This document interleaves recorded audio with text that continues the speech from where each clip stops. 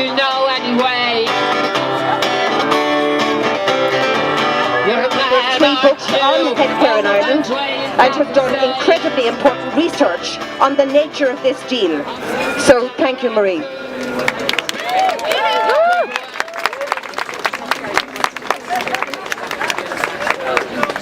The issue we're looking at here today is really, really simple.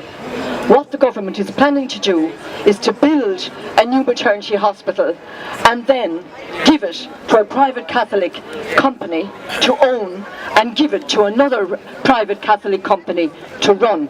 This is absolutely unsustainable in 2018. This is actually a trickle-down model of healthcare we are sick of. We don't want it. Nobody wants it today, post-repeal. Ireland post-repeal is a different country.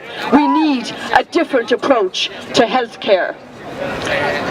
I mean, there's been so many denials about the religious ethos that will or will not be in this maternity hospital.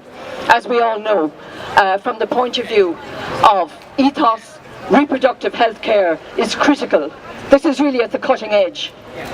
And how can we be expected to believe that the new maternity hospital will be free of religious influence and control under the structure that's proposed? It's an absolute nonsense. And we learned this morning from the Irish Times, always first with the news of course, that we are not even going to own the shell of this hospital, not even the bricks. The bricks were going to be worthless anyway, but now we are not even going to own those bricks. Those bricks are going to be owned by St. Vincent's Healthcare Group. The Sisters of Charity still own St. Vincent's Healthcare Group. They still own their 3 hospitals, and the plan is for them to own the new maternity hospital. This is absolutely not good enough. We demand a new maternity hospital that is in public ownership and public control 100%.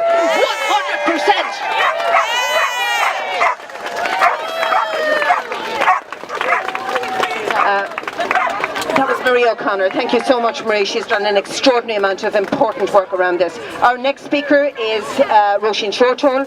Roisin is a co-leader of the Social Democrats and has done incredibly good work on the Dáil around this issue, has raised questions and has thrown light on the issue. Thank you, Roisin. Thanks, Joe, and hi everybody. I just want to say from the beginning of this campaign there have been 2 issues which have been central to it, and that is ownership and ethos in relation to our health services. And those issues remain the central issues involved in this campaign, and not much has changed over the last 2 years. The government, it seems, is wedded to the old model of healthcare, where they've been happy to outsource responsibility for the provision of health services to private entities, and in particular religious private entities, where they've been quite happy to hand over valuable hospital and school assets to religious interests and retain no control over those. And that has had all kinds of implications in relation to our failure to separate church and state in this country, and we're living with the serious legacy of that lazy approach to the provision of public services and the handing over of responsibility to religious. And we're seeing exactly the same now in relation to the National Maternity Hospital. In spite of what the Minister has told us, we know that last year the Minister commissioned a private deal to be done behind the scenes between 2 religious entities, St. Vincent's and Holles Street. And he did that without any reference at all to the public interest. This was a behind closed doors deal that was done, and it was only because people like you were aware of what was going on and started kicking up and took to the streets. And it's only because of that that there's been any kind of re-examination of this. But what has that amounted to over the last 2 years? Not very much, it seems. When it comes to the Minister's role in all of this, all he is saying now is that he is going to insist on a public interest director on the board of this new entity. Now just consider that. This is a new hospital funded by taxpayers. The running costs will be funded by taxpayers, and here we have our Minister for Health pleading for one director, one public interest director on the board. I mean, it is outrageous that that is the case. And we also know that there is no such thing really as a public interest director. All you have to look at is the banks, and the public interest directors appointed to the banks, and we know that they did damn all in relation to the public interest. So there is no such thing as a public interest director. Directors are all bound by company law and have to serve the interests of the company. So there will be no benefit in that whatsoever. We also know that the idea of a golden chair is actually meaningless. It's worthless, and that's not going to do anything for us either. And what's happening then in relation to that delay? Again, no progress made over the last 18 months. You'll recall when you all took to the streets last year, the Sisters of Charity said that they were withdrawing from St. Vincent's. 18 months later, they're still there, you know, they haven't gone away. And let's not be fooled by what's being said in the media about this. The Sisters of Charity are still involved in St. Vincent's Healthcare Group, and there's been no change in that. We also know that from the Irish Catholic this week, they're saying that the Sisters of Charity will need the approval of the Vatican in order to divest themselves of that property, and that hasn't started yet. Equally, we know that Holles Street is keen to do this deal before the end of the year, even though they're not ready to do that. And in spite of Minister Harris's promises in relation to changing the composition of that board, that still hasn't happened. So the big fear is that the emphasis in the last few days in particular, we've seen a media blitz. We've seen the Irish Times devoting 2.5 pages to spin today. We've seen the RTE allowing the Master of Holles Street on for almost an hour to engage in that spin. We know that the chair of Holles Street, or the vice chair of Holles Street, has a slot booked on Sean O'Rourke on Monday morning. So there's a massive media pushback from all of the vested interests involved in this whole debacle, and we must resist that, because the big fear is that so much pressure will come on to wrap up this deal by the end of the year. The impression has been created that the issues have been dealt with, and we know that they haven't. So let's not be fooled by this. Let's keep up the pressure and ensure that we keep the battle going to ensure public ownership and a secular maternity hospital, and nothing else should be acceptable to us. Let's keep up the pressure then. Thank you. Our next speaker is Alva Smith, and really there is no need to introduce Alva. She has played a pivotal role in the repeal campaign, and on and on and on. Thank you, Alva.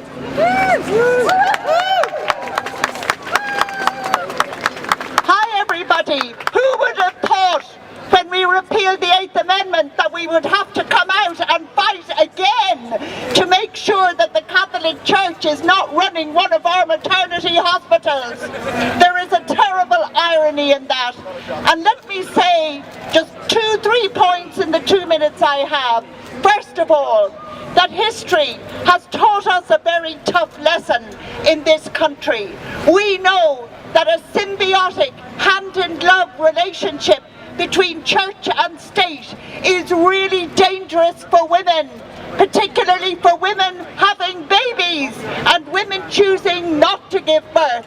And we know, therefore, that we must resist at all costs the inclusion of any sense of Catholic ethos in our publicly funded maternity hospitals. And as Roisin and Mary have both stressed, we need a secular hospital for a secular state. And the thing is, the people of Ireland are very, very clear about that. The second point is that, as you have heard also from Roisin and Mary, the forces behind the National Maternity Hospital are pouring money at the moment into a massive PR exercise. And part of that, which I have heard to my horror over the past week, is that those of us who are opposed to the building of our National Maternity Hospital at huge cost on property owned by the Catholic Church, that we don't care about the health and safety of women. We do care. Look around you. Look at us. We are the people who have fought for decades for the protection and respect for the health and safety and freedom and rights of women. And we will not relinquish that. We do know we need a new maternity hospital and that it is urgently required. But that does not require us to sacrifice the well-being and the rights of women now, but also the well-being and the rights of women in the future. And yet again, I say to you, I think of my daughter, I think of my granddaughter, I think of generations to come. So I ask you, what difference does 10 days make? Let us get this right. Let us not sign anything until we are 100% sure that the land on which this hospital is built belongs to the state, belongs to us. My last point, very quickly, as Roisin said, that land is still in the ownership of the Sisters of Charity. They said in 2017 they would relinquish ownership. They have not done that. They have not set up the new company that they promised. They have done very little, and anything they have done has been behind closed doors, in secret, in camera. We have not been given the full information. That is not acceptable. Transparency, clarity, ownership and governance by the state. One final point. I believe there is a solution to this, and it is not what the Minister is proposing, which is paltry. 99-year lease. What is that in the life of a nation? It is nothing. What? Nothing in the life of a nation. Nothing in the life of a nation. I'll say it again because it is true. And the issue of the governance remains. Where are the women on the proposed new board of the National Maternity Hospital? Where are we? We should be there, and we will be there. But the nuns benefited between 1934 and 1969 to the tune of over £5 million, now worth infinite multiples of that. They benefited from funding from the national sweepstakes, which enabled them to buy that land for £24,000 in 1934. Nowadays, all they have to do is to return to the state the gift they were given at that time and return that portion of land to the Irish people. I can tell you the full story. I don't have time. It'll be for another instalment. But now we have to keep the pressure up, because there is no doubt pouring money into PR, ministers making last-minute deals. They know that the people are not content, that we will not accept this, and we will go on until our maternity hospital is our maternity hospital. Thank you. Now our next speaker is Anne Conway, who was one of the founding members of this campaign, and Anne is going to say a few words on behalf of the campaign. Thanks, Anne.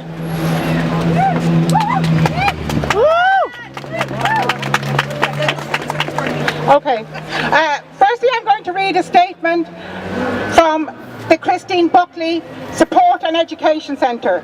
I went to visit that centre yesterday, and it was a very emotional moment. So the Christine Buckley Centre is an education and support centre for survivors, and they've issued this statement to make our National Maternity Hospital public for our rally today. They say that many clients attend the centre are survivors of abuse at the hands of the Sisters of Charity. We know that children were the victims of severe corporal punishment even into the 1990s. The Sisters of Charity never issued a public apology to the children incarcerated in 5 residential schools operated by them. The Sisters of Charity also operated Magdalen laundries, where women were forced to live and work in inhuman conditions without pay. Once again, the Sisters of Charity have not apologised. They have also not contributed financially to the redress scheme. If the Sisters of Charity cannot acknowledge, apologise and learn from the past, how can we expect them to behave differently in terms of the ethos and understanding the needs of women in the new National Maternity Hospital? Just some points myself from the campaign. We are here today to send a simple message to Minister Harris. You have no mandate to continue negotiations on the future of the new maternity hospital. The only people you should be negotiating with are the 66.4% who voted yes in the repeal movement. It is in flagrant disregard of this massive yes vote. And it's an unspeakable betrayal of the survivors of abuse to continue negotiations with an order with such a criminal past as the Irish Sisters of Charity. We call today for an ending of the negotiations and to talk directly to the people of this country. And Minister Harris should know exactly what we want. We want a public hospital on public land with a secular constitution. They can play around with words about who owns the new hospital. They can say what they wish, but we know that the Irish Sisters of Charity ethos will prevail. The Christine Buckley Education Centre, the statement I've just read, they've committed orders against against the victims, and these are crimes against humanity. These are crimes should not be rewarded with a public hospital with a private hospital. Sorry. The Minister is trying to convince us that any medical procedure in accordance with the law of the land will be carried out in the new hospital. Why would we believe this? There's not a hospital in the world, a Catholic hospital in the world that performs abortions. Is the Minister and his supporters trying to convince us that the Sisters of Charity might not be Catholics? Do they want us to believe the nuns are prepared to allow abortions in a hospital built on what remains their land, or that abortions occur in a group of hospitals in which they are the main shareholders? It's absolutely farcical. You might ask, is the Pope a Catholic? The Pope's opinions on abortion, he said them recently, it's the same as hiring a gunman, a hitman, to kill someone. That's his opinion of women. So we're putting out a call to action today, and we know we're up against powerful forces, but we are the majority and we've had enough of church control. The media is not giving us balanced coverage. The campaign has come under a sustained attack in the media in the last couple of weeks, and our responses have not been printed. The deal is particularly a huge scandal because it rewards the perpetrators of previous scandals, the nuns who ran the Magdalene laundries, and erases their fight for justice as survivors as being of little consequence in these backdoor dealings, and it subverts the repeal vote. And I want to add that we've come under a huge pressure this week that we're holding up the hospital. Well, that's a laughable statement.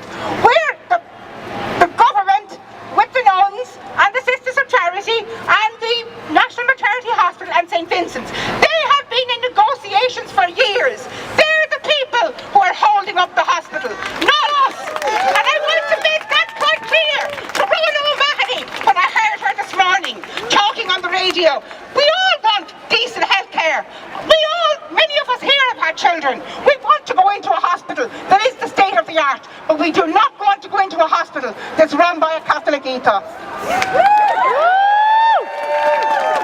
And I want to put out a call also to politicians who claim to represent us. We demand that you support our basic and just demand for a hospital built with public money shall be publicly owned and controlled and not run by a private religious corporation. We voted for choice, and choice is what we want and what we're going to get. Don't take us for granted. We are standing for democracy. We know what we voted for.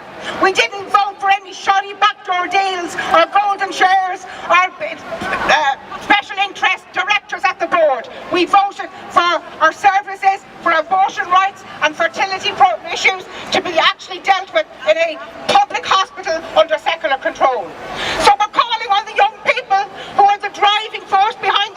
movement to come on board, to show that we will not accept any shoddy deals concocted by the government, by the state and by private consultants who are interested in their golden share in the new hospital.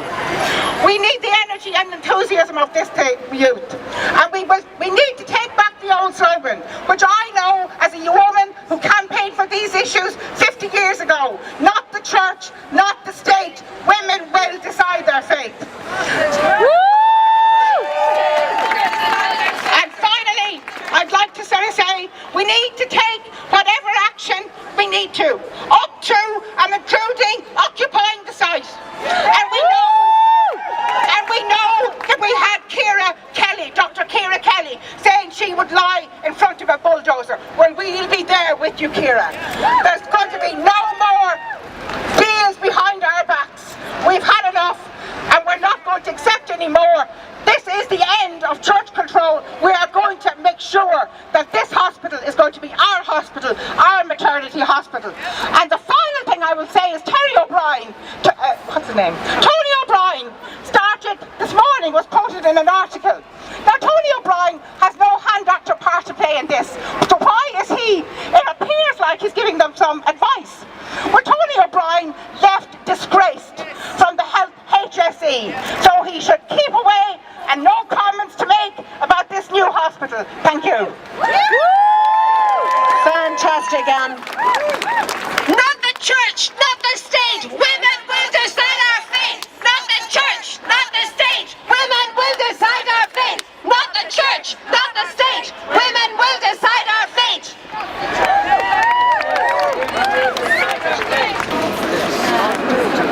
I love the elegance at the beginning of these demonstrations.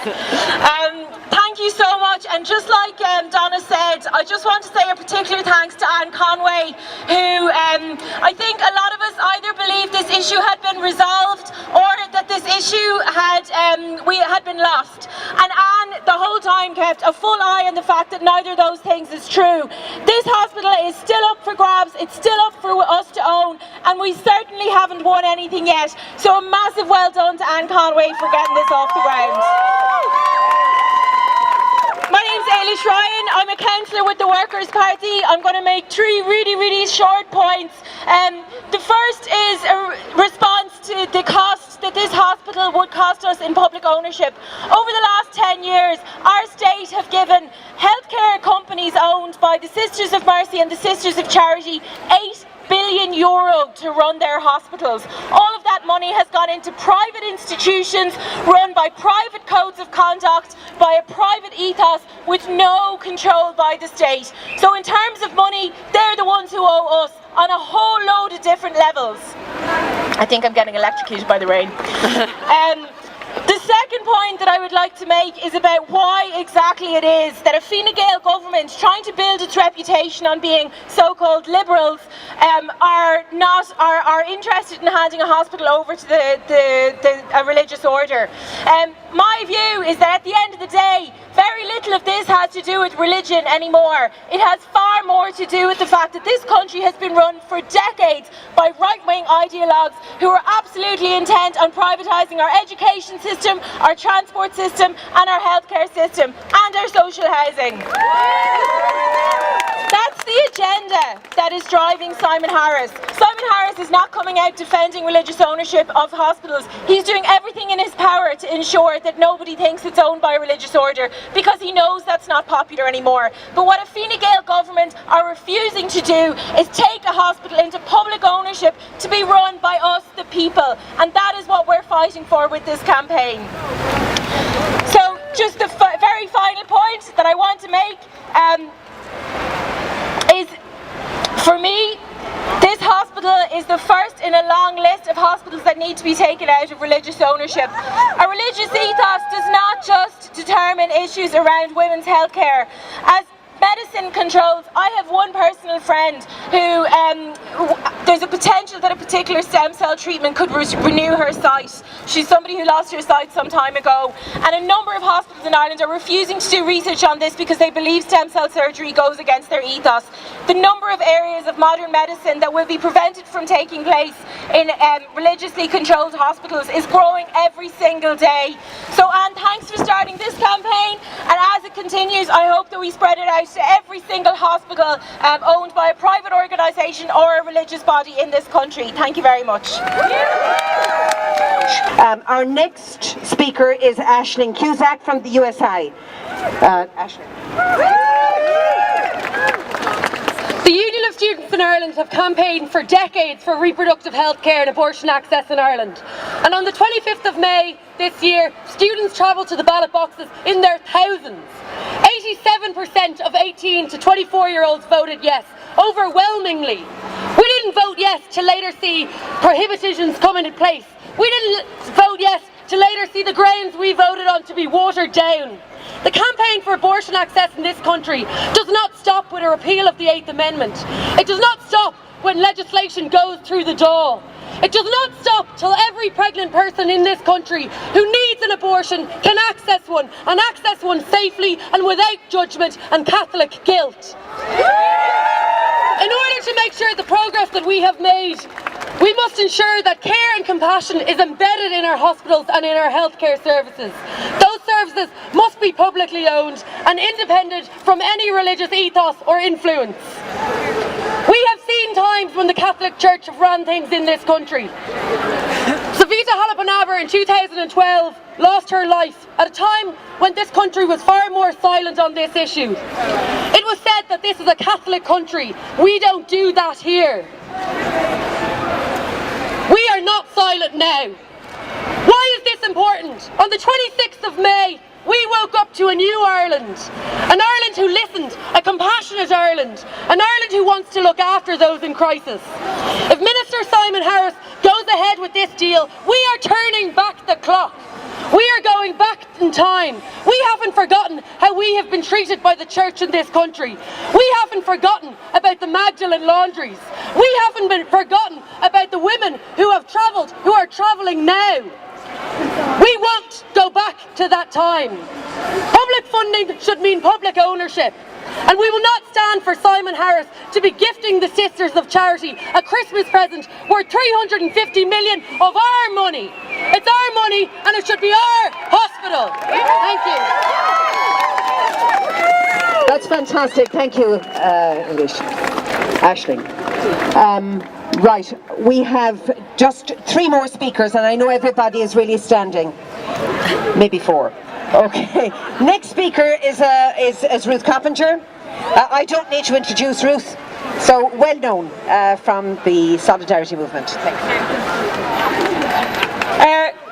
If abortions are to be carried out on Catholic-owned land up in Ellen Park, it'll be the first time it's happened on the planet. And let us make clear, we did not fight for repeal for the last 6 years. We did not listen to Matty McGrath for 20 hours the other night in order to be turned away from our own National Maternity Hospital. Now, 2 years ago, Simon Harris and Leo Varadkar thought it was fine and dandy to hand over the National Maternity Hospital to a Catholic order until young people, working class people, until the repeal movement intervened and stopped them. And now we must continue that momentum. Because we have to learn the lessons of the whole repeal campaign. While establishment figures were thrust to the top of it at the end, it was us who obviously fought for it all along. And they are far behind where ordinary people are on these issues, especially on abortion. A lot of people have woken up to the fact that we could have gone much further. We didn't have to have legislation with a 14-year jail sentence. If you help your daughter or your sister have an abortion at 13 weeks, that can still happen to you. That's not the kind of legislation that we deserved. But because of trust in establishment figures, that is what happened. And I think it's very important that we learn those lessons. Now, just on this issue, it's clear that we can't place faith in the establishment. There isn't that much sign of enlightenment really on their behalf. They've already backed down, for example, on alternatives to religious instruction in schools. Not religious schools, community schools and ETB schools. They've actually issued a circular under pressure that doesn't have to go ahead. The role traditionally of these parties, Fianna Fáil, Fine Gael and even Labour too, has been to bow the knees to vested interests. And we have to understand that our movement must prevent that happening, a deal being done behind closed doors. But also it's the mobilisation of working class people who are the majority also, who get shortchanged on health, on housing and on many other issues, which is the force that desires change right across the board, as we saw with the march last week on the housing crisis. So lastly, where do we go from here? My notes are all mixed up.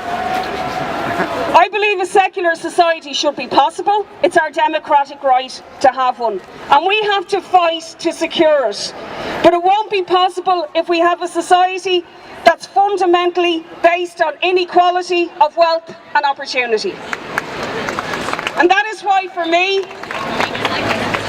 as a Socialist Party TD, this key struggle is linked to the overall fight for a real left, for a real socialist government and a change in society. And I would lastly appeal to people, let's make International Women's Day next year a massive demonstration and mobilisation of equality for women in all spheres of life. And I'd call on people to join in their trade unions, in their students' unions, in your women's or community organisation for walkouts and stoppages on International Women's Day to say no more violence against women, close the gender pay gap. We want full equality for all people, women, working class people. Thank you.